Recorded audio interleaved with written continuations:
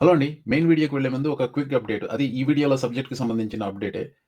ఈ వీడియో నేను రికార్డ్ చేసి దాదాపు 30 అవర్స్ అవుతోంది. ఈ 30 అవర్స్‌లో అప్పుడు కొంచెం ఎడిట్ చేసుకుంటూ వచ్చాను. నాకు సాటిస్ఫాక్టరీగా రావడం కోసం. నేను రెండర్ చేసి దాన్ని అప్‌లోడ్ చేయడానికి సిద్ధపడుతున్న టైంలో న్యూస్ బ్రేకౌట్ అయింది. ఈ వీడియోకి సంబంధించిన అప్డేట్ ఏంటంటే, జిమ్మీ కిమ్మల్ లైవ్ అనే ఒక కామెడీ షో ఉంది కదా! దాన్ని ట్రంప్ అడ్మినిస్ట్రేషన్ ఒత్తిడి చేసి క్యాన్సెల్ చేయించారు ఏబీసీ నెట్‌వర్క్ చేత. ఈ వార్తని ఈ వీడియోలో నేను ఏ అంశాల గురించి చెప్పానో, ఆ అంశాల నేపథ్యంలో ఆలోచించుకుంటూ ఉండండి. ఈ జిమ్మీ కిమ్మల్‌ని ఫైర్ చేయటం గురించిన నా అభిప్రాయం వేరే ఒక వీడియోలో డీటెయిల్‌గా పెడతాను. ఈ వీడియో నేను మొత్తం పెట్టే ముందు మరొకసారి చూసాను. Everything is perfect and if anything ఈ Jimmy Kimmel news reinforces everything I said in this video అండి. నమస్తే అండి. కొద్ది రోజుల క్రితం చార్లీ కర్క్ మరణానంతరం నేను ఒక వీడియో పెట్టాను. మిత్రులారా జాగ్రత్త! చార్లీ కర్క్ దారుణ హత్య, కారు చీకటి ఛాయలు. అందులో సారాంశం ఇది. చార్లీ కర్క్ నిన్న చనిపోయిన తర్వాత నేను నా ఫ్రెండ్స్ కొందరికి టెక్స్ట్ చేశాను. దీన్ని అవకాశంగా తీసుకుని అమెరికాలో రైట్ వింగ్స్ వాళ్ళందరూ ఈ దేశాన్ని ఆల్రెడీ చీకట్లోకి వెళుతున్న దేశాన్ని మరింత చీకట్లోకి తీసుకెళ్తారన్న భయం వ్యక్తపరిచాను. నా మెసేజ్ ఏంటంటే, I hope I'm wrong about my prediction that we're going to go in to a darker place.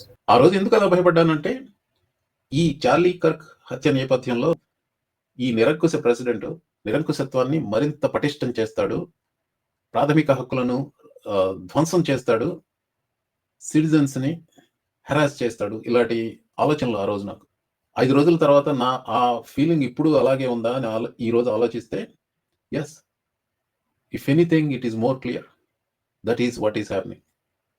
దాని గురించే ఈ అప్డేట్. సో ఫార్ ఆ కిల్లర్, అక్యూజ్డ్ కిల్లర్ రాజకీయాలు అంటే ఎవరికి తెలియదు. ఇప్పుడు చాలా వస్తున్నాయి వార్తలు. అది నిర్ధారణ అయ్యే వరకు దాని గురించి ఎక్కువగా మాట్లాడదలుచుకోలేదు, అతని నిందితుడి గురించి. కానీ అతను ఎవడైనా అనవసరం, 22 సంవత్సరాల వైట్ క్రిస్టియన్ ట్రంప్ సపోర్టర్ అని ఇప్పటివరకు తెలుస్తోంది. అతని ఫ్యామిలీ అంతా ట్రంప్ సపోర్టర్స్ అయినప్పటికీ అది ఆధారంగా చేసుకుని అమెరికాలో డిస్సెంట్, విమర్శను అణిచివేయడానికి ప్రయత్నాలు జరుగుతున్నాయి. దాన్ని ప్రశ్నిస్తూ ఈ వీడియో. ఆ వీడియోలో చెప్పాను యుద్ధవేరి అని. ఎక్కడి నుంచి వస్తుంది ఆ యుద్ధవేరి? President Trump, vice president Vance, attorney general Pam Bondi and deputy chief of staff Steven Miller, నలుగురు అత్యున్నత పదవుల్లో ఉన్నారు. అది యుద్ధవేరి కాదండి, విషం. విషపూరితమైన వ్యాఖ్యలు, ద్వేషపూరితమైన ద్వేషం రెచ్చగొట్టే వ్యాఖ్యలు వాళ్ళు చేసేది. ఏ దారిని పోయే దానయ్యో లేకపోతే ఇంటర్నెట్లో ర్యాండమ్ పోస్టరో ఏదో పిచ్చివాగుడు వాగితే దానివల్ల పర్యవసానాలు ఉండవచ్చు, ఉండకపోవచ్చు, డిపెండ్స్ ఆన్ హిస్ స్టాచర్. కానీ ఇంతకుముందు చెప్పిన highest officials of the land వాళ్ళు మాట్లాడిన మాటలకి లైట్గా తీసుకోవడం కుదరదు. ఇది president Trump about first Amendment right. That's a violent radical left group. Okay, go ahead. I got peppered with a lot of comments for doing that. They still have their First Amendment right, though. They're still out there protesting. You've got an amazing team behind you. You've done it. That's a violent radical left group అన్నాడు. విలేకరు అన్నదేంటి? They still have First Amendment right కదా అంటే వాక్ స్వాతంత్రం ఉంది కదా అంటే ట్రంప్ ఏమంటాడు? I'm not sure. Ya, he said that. You know, what emotions I'm feeling right now, this is something people say. I mean, you kind of know the answer. There's incredible sadness, but there's incredible anger. And the thing about anger is that unfocused anger or blind rage is not a productive emotion. Right. But focused anger, righteous anger, directed for a just cause is one of the most important agents of change in human history. Probably showed that. Amen. And we are going to channel all of the anger that we have over the organized campaign that led to this assassination to uproot and dismantle these terrorist networks. So let me explain a little bit what that means. So We've got 30 seconds, so be quick, Stephen. The organized doxing campaigns, the organized riots, the organized street violence, the organized campaigns of dehumanization, vilification, posting people's addresses, combining that with messaging that's designed to trigger and incite violence, and the actual organized cells that carry out and facilitate the violence, it is a vast domestic terror movement. And with God as my witness, we are going to use every resource we have at the Department of Justice, Homeland Security, and throughout this government to identify, disrupt, dismantle, and destroy these networks and make America safe again for the American people. It will happen, and we will do it in Charlie's name. Thank you, Steve. Steven Miller చెప్పిన దాంట్లో there is a lot to be concern about అండి. ముందేం చెప్పాడు? He felt, ఏంటో చాలా emotions list చేశాడు. I have never seen him anything other than anger. కోపంతో పిచ్చి ప్రలాపనలు చేయటం తప్ప. ఆర్గనైజ్డ్ క్యాంపెయిన్ వల్ల చార్లీ కర్క్ చనిపోయాడట. Organized by whom? ఈ ఇంటర్నెట్, ఈ social media, this is a cancer on the society. ఈ ఇంటర్నెట్ లో ఉండే కల్చర్ వలన it becomes easier to get so much more information. Or ఇప్పుడు ఉదాహరణకి ఈ డాక్సింగ్ అంటే ఏం లేదు, పలానా వాడు పలానా చోట ఉంటాడు, వాళ్ళ అడ్రస్ ఇవ్వడం, ఫోన్ నెంబర్లు ఇవ్వడం, అది డాక్సింగ్. అలాంటిది ఏదో చేశారు, ఆర్గనైజ్ చేశారు, అందుకనే చార్లీ కర్క్ చనిపోయాడు అంటున్నాడు. ఇప్పుడు చార్లీ కర్క్ ని చంపిన వాడికి అతను ఆ రోజు అక్కడ ఉంటాడని తెలుసు. ఎవరు డాక్స్ చేయలా. దానివల్ల ఆర్గనైజ్డ్ అంటే ఎవరు ఆర్గనైజ్ చేశారు? చార్లీ కర్క్ ఆర్గనైజేషనే, టర్నింగ్ పాయింట్ యుఎస్ఏని ఆర్గనైజ్ చేశారు. ఇతనికి తెలిసింది, వెళ్ళాడు, అక్కడ ఉండి షూట్ చేశాడు. నేను అదొక ఉదాహరణగా చెప్తున్నాను అని చెప్పిన వాటిలో. So he's going to use all this to suppress free speech. Deputy white house chief of staff Steven Miller, by the వే, ఈ వీడియోలో కొంచెం ప్రశాంతంగా మాట్లాడాడు కానీ ఎప్పుడు ఒక లోనటిక్ లాగా అరుస్తూ ఉంటాడండి. ఈ విషయం గురించి అతను ఇంకొక టోన్ లో మాట్లాడింది చూడండి. And we are going to do that under President Trump's leadership. I don't care how. It could be a RICO charge, a conspiracy charge, conspiracy against the United States, insurrection, but we are going to do what it takes to dismantle the organizations and the entities that are fomenting riots, that are doxing, that are trying to inspire terrorism, and that are committing acts of wanton violence. It has to stop. And my message is to all of the domestic terrorists in this country spreading this evil hate. You want us to live in fear? We will not live in fear, but you will live in exile. Because the power of law enforcement under President Trump's leadership will be used to find you, will be used to take away your money, take away your power, and if you've broken the law, to take away your freedom, Sean. ద్వేషాన్ని రెచ్చగొట్టే వాళ్ళ గురించి మాట్లాడుతున్నాడు కదా, ఇతను ప్రేమని పంచేవాళ్ళ కనపడుతున్నాడా మీకు? Number 1 hateful person in the United States, Trump కాదు, స్టీవెన్ మిల్లర్. Domestic terrorist. ఇది తాజా వార్త అండి. I'm pleased to inform our many USA patriots that I am designating Antifa a sick, dangerous, radical left disaster as a major terrorist organization. I will also be strongly recommending that those funding Antifa be thoroughly investigated in accordance with the highest legal standards and practices. Thank you for your attention to this matter.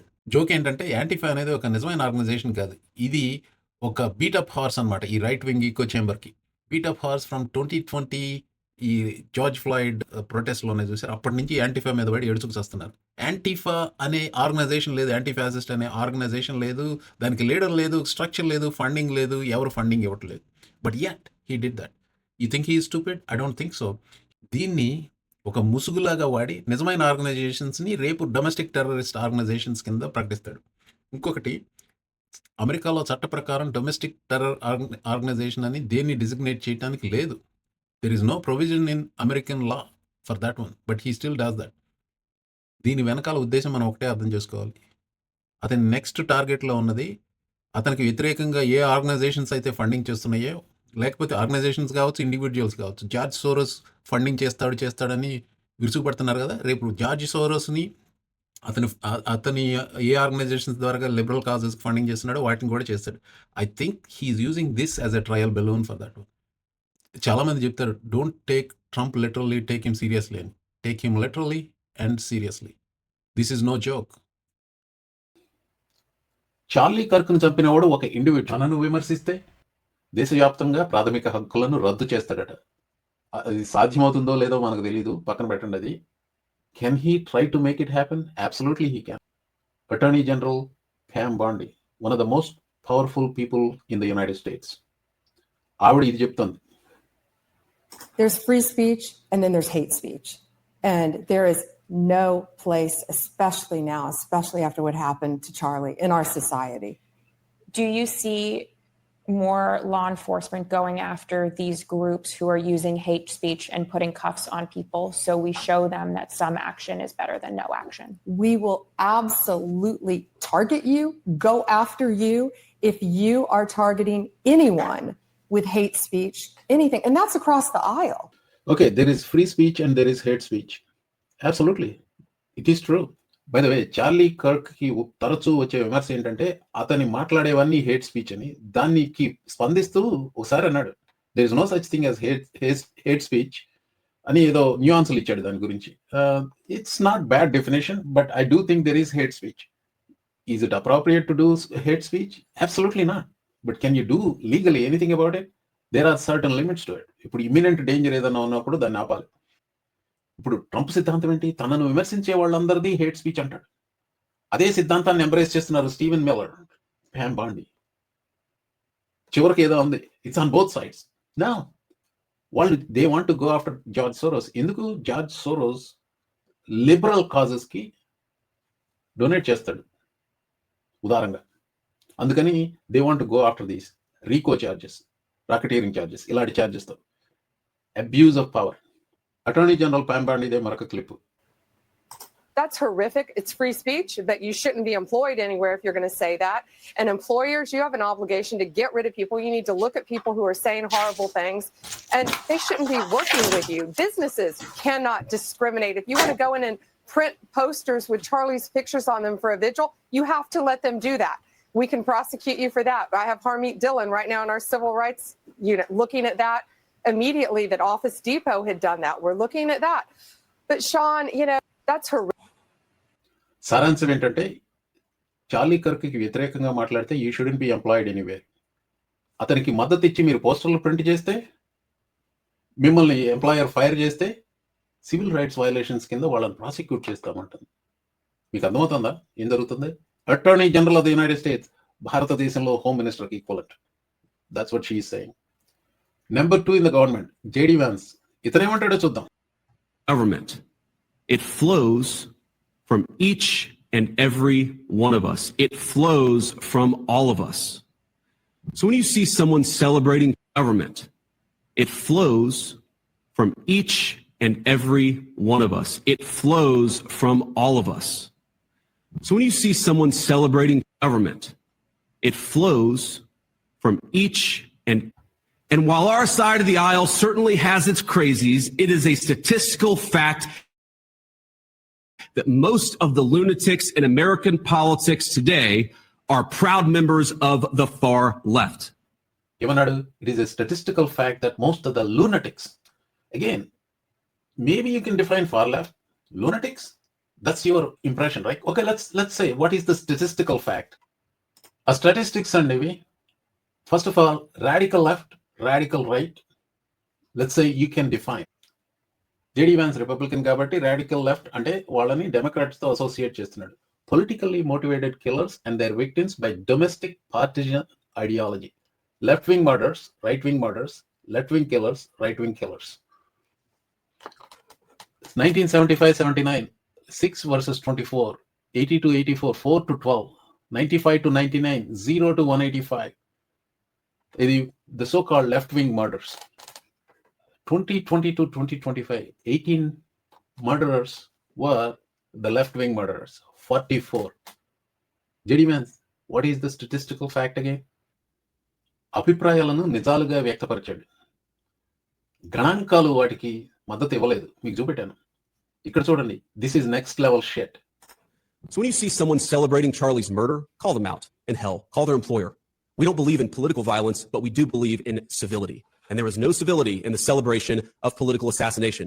Get involved, get involved, get involved. It's the best way to honor Charlie's legacy. First of all, ఎవరన్నా Charlie's murder ని celebrate చేసుకుంటుంటే it is distasteful, gross. I don't condone that, but they have every right to do it. వాళ్ళు నా friends అయితే వేలెత్తి చూపెడతాను. ఎవడో పోరంబోకేట్ చేస్తే నాకేంటండి?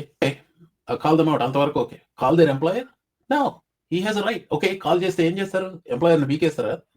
చార్లీ కర్క్ను విమర్శించావు, నీ ఉద్యోగం బీకేస్తా ఉంటారా?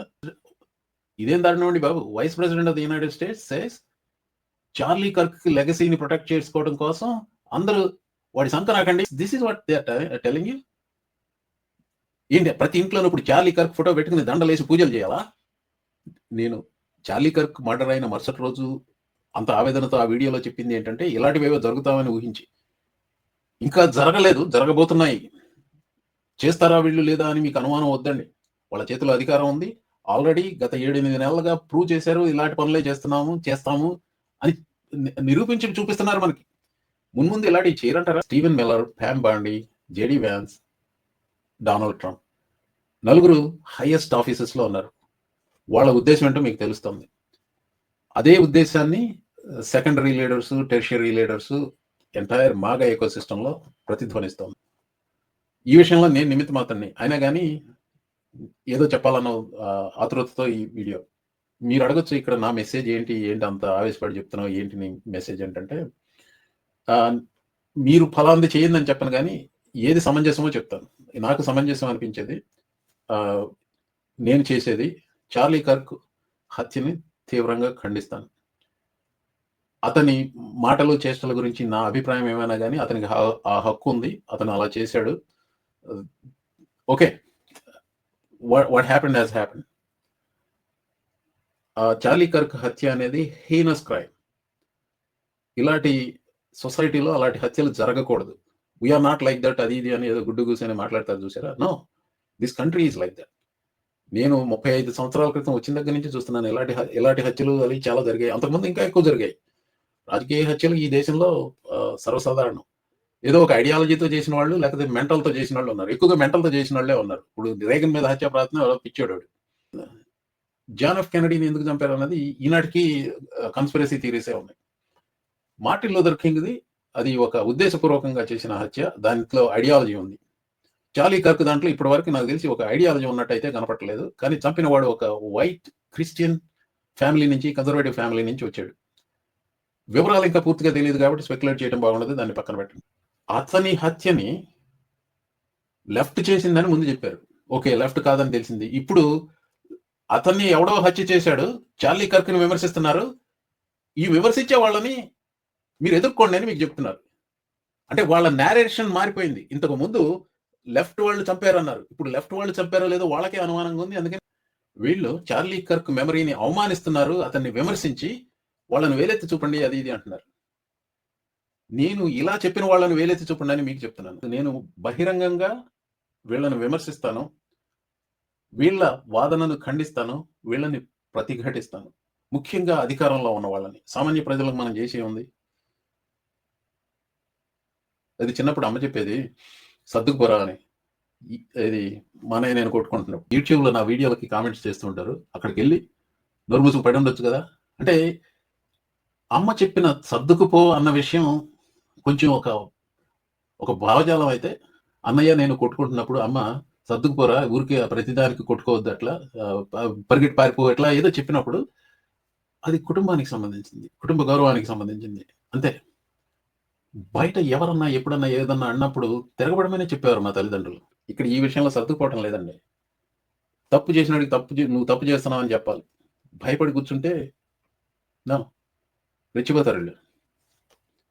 చివరిగా ఒక మాట చెప్తాను. డొనాల్డ్ ట్రంప్ ఎప్పుడు ఏమంటా ఉంటాడు, రాడికల్ లెఫ్ట్ లోనటిక్స్ అంటా ఉంటాడు. రాడికల్ లెఫ్ట్ లోనటిక్స్ ఎవరు? ఈ రాడికల్ లెఫ్ట్ లోనటిక్స్ డిఫైన్ చేయమని చెప్పండి. ఇప్పుడు ఇండియన్ ఇమిగ్రెంట్స్ అంటే అసలు ఏ విధమైన తేడా తెలియకుండా, ఏ రకమైన యాంబిగ్విటీ లేకుండా డిఫైన్ చేయొచ్చు. నేను ఇండియన్ ఇమిగ్రెంట్, నాలాగా అమెరికాకి వచ్చిన వాళ్ళందరూ ఇండియన్ ఇమిగ్రెంట్స్. అది చాలా సులువు. White American, an American citizen whose skin color is visibly white. I mean, it is definable. అలాగే బ్లాక్ అమెరికన్, వాళ్ళకి డిస్టింక్షన్ ఏంటి, బ్లాక్ స్కిన్. సో ఇదంతా definable. Now ask Donald Trump to define radical left lunatic. సరే, left అనేది democratic పార్టీకి associate చేస్తే okay, కొంతవరకు left define చేయొచ్చు. కానీ ఐడియాలజీ కింద చెప్తే లెఫ్ట్ అనేది, యూ జస్ట్ టెల్ మీ ఏ విషయంలో లెఫ్ట్, ఏ విషయంలో రైట్, యూ కెనాట్ డిఫైన్. అలాగే ఒక పార్టీని డిఫైన్ చేయటం ఈజీ అండి. Registered Democrat is a Democrat, registered Republican is a Republican. మీరు ఇండిపెండెంట్ అనుకోండి, మీకు ఇప్పుడు మా రాష్ట్రంలో I can register as a Republican or Democrat. I chose not to, ఎందుకంటే I don't want to, because that's what I feel. I'm independent. ఇప్పుడు ఏ పార్టీకి చెందినా కానీ ఇష్యూ ప్రకారంగా మీరనే ఐడియాలజీకి లెఫ్ట్ రైట్ అది ఇట్స్ ఆల్వేస్ ఫ్లూయిడ్. ఇప్పుడు రాడికల్ లెఫ్ట్ లోనటిక్ అన్న పదంలో కొంత గ్రేషియస్గా ఒప్పుకుందాం, లెఫ్ట్ అనేది డిఫైన్ చేయొచ్చు అనేది. ఇప్పుడు రాడికల్ అనే పదాన్ని ఎలా డిఫైన్ చేస్తావు? నిన్ను వ్యతిరేకించేవాళ్ళ, లేకపోతే ఒక ఫలానా ఫలానా ఫలానా సిద్ధాంతాన్ని నమ్మేవాళ్ళ? ఏంటి రాడికల్ అనేది? సరే, నీ ఉద్దేశంలో ఏముందో అది చెప్పు, నాకు కరెక్ట్గా డిఫైన్ చేయి. Who's radical left? ఇంకొంచెం ఎక్స్టెండ్ చేసి నాకు డిఫైన్ చేయి రాడికల్ లెఫ్ట్ లోనటిక్స్. ఆ డెఫినేషన్ ఎంత క్లియర్గా ఉండాలి అంటే ఇండియన్ అమెరికన్ అనేది ఎంత ప్రస్ఫుటంగా డిఫైన్ చేయొచ్చో అంత ఉండాలి. ట్రంప్ మహాశయ చూపించు రాడికల్ లెఫ్ట్ లోనటిక్స్. చెప్పు ఎవరు, ఎంత శాతం ఉన్నారు, ఎక్కడున్నారు, ఎవరెవరు వాళ్ళు చెప్పలేరు, ఎందుకంటే నీకు తెలియదు. ఆ పదాన్ని వాడేవాడు నిజంగా రాడికల్ లెఫ్ట్ లోనటిక్స్ లేకపోతే వాడే lunatic. In this case Trump is a lunatic. Radical left or radical right does not apply. He just a lunatic. Problem ఏంటంటే బజార్లో పిచ్చి కోతలు కూసేవాడిని యూ కెన్ ఇగ్నోర్. వైట్ హౌస్లో కూర్చుని పిచ్చి కోతలు కూసేవాడిని ఎవరిని ఇగ్నోర్ చేయలే. అదే నా వేదన, అదే నా భయం. ఈ సంభాషణ కొనసాగుతుంది మరొకసారి.